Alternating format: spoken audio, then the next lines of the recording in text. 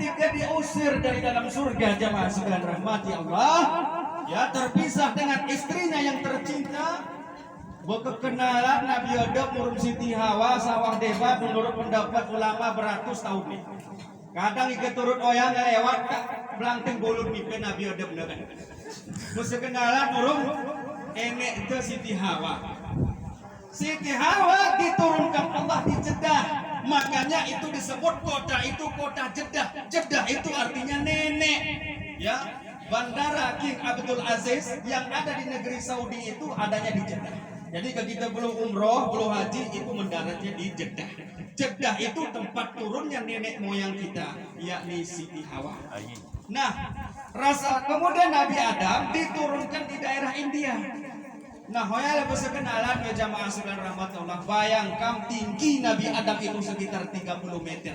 Bidang dadanya saja itu 8 hasta. Hi atas ni cemai, sekenalan rawat ni atas dunia ni. Kenapa kadang lewat tak kita ni bewa. Nah, katiara tapak kowe kini kita ni kira tentu pel kadang lepe kowe ya.